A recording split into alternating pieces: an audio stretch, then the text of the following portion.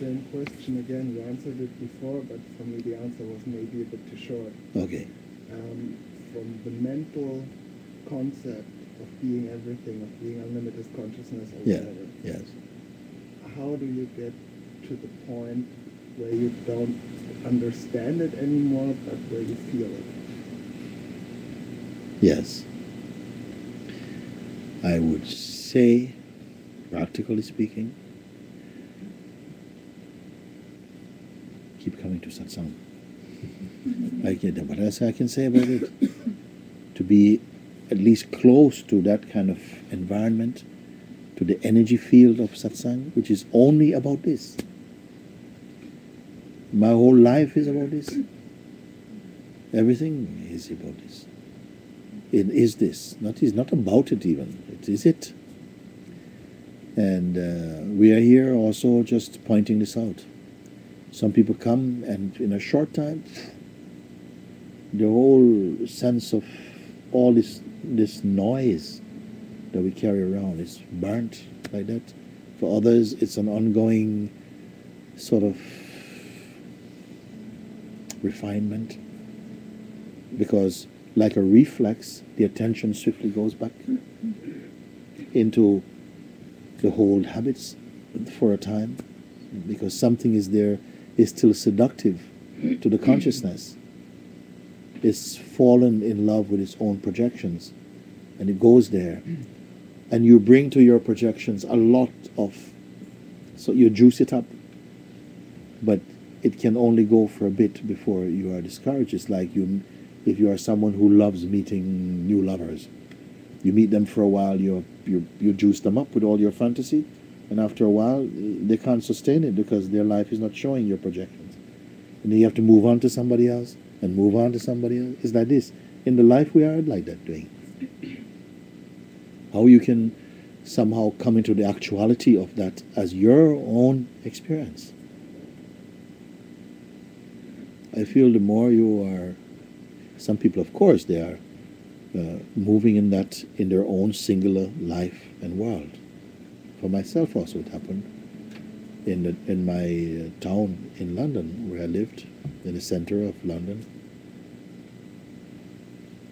I described it as being kissed from within my own self, some God. And for a while I was hanging about with a group, a Christian group, but somehow the preacher there, we were not getting on somehow, because there was something very narrow in that, in his way of expressing that, and something he was more broad here, but wanted to be more broad, and in the end I could not stay, and I walked out because I knew something happened here, and I kept on speaking to that point as God, as Father, saying, just pull me in. Just pull me in. I don't know another way. But still you go around for a while, you make mistakes, just your ego comes up and many things happen for a bit. But I kept bumping into these beings every now and again, and a short encounter sometimes drove your mind more deeply into that silence. And I just considered I was very fortunate somehow. And then I discovered the one, I was not reading, I was not used to reading, even now I don't read. But there arose inside a very strong feeling to find out more, to quicken what was happening, And I went into a bookshop. The first bookshop I ever went to was one in my town, and I went in there. I had to run out of the place because it was like all the words and all the books were screaming. Oh, what was that, it was a strange feeling for me. The next time I went to a bookshop, maybe 3 years later, cautiously. And then I found a book of first Ramana Maharshi, but I didn't feel so much. I didn't get this book because I'd seen this picture above your head. This is a picture of Sri Ramana Maharshi. This picture was on the front of the book. Small book. I always look for small books. Because big books were a small book. I saw the book, and I think it was on self-inquiry. I thought, look, this face, wow. I don't know. That looks good face. That's a good face. And I opened the book like I do, flick through. And I thought, God, can't handle that. That's just, I think there's a mistake. Actually, I said that there was a mistake. Somebody had put this beautiful picture on the wrong book. Because the words that I was reading at the time, they didn't tally up with the picture. I thought this peaceful being. Inside, you're not this, you're not that, who are you? And so, oh. Because my temperament is more devotional, I suppose, like this, no?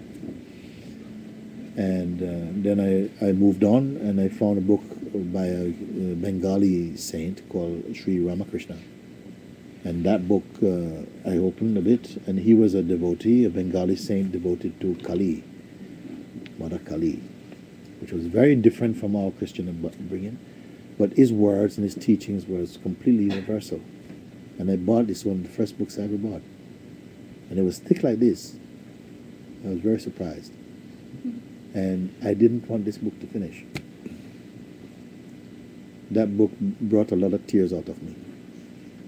A lot of tears. I went to bed, I was on the book, I couldn't wait to go to read it. It was just, I was so there inside this place. And through this book, somehow, some fascination, some desire to go to India came inside. And then in 1993, I went to India for the first time, intending to go to meet Ramakrishna. He's not in the body, but to go to the place where he lived, a place called Dakshineswar in Calcutta, and to spend some time, with all that I've read in the book, to come look around his room. And I said, yeah, M was sitting there, and the Master was sitting there, and go through all of this. But I never went, never got there. I got pulled somehow to be in front of Sri Punjaji, Papaji, instead. And that was it. So, it is, if the urge is inside you for that, genuinely, then that urge will itself be your teacher, and it will take you to one who will top you. You see, it is like that. The urge itself is the grace arising in you. It is your own inmost being calling you to enter the fire of your own being. And I know this fire. I always say to people, step into this fire of self-discovery. Now, this fire will not burn you. It will burn only what you are not. And you'll feel it and know the huge difference between knowing something mentally and discovering something alive inside your heart. Because only life will satisfy life. You see, not mere thought. So somehow your mind has to get baptized into the fire of your own being. How do human beings speak to each other like that? What will come out of it? I don't know.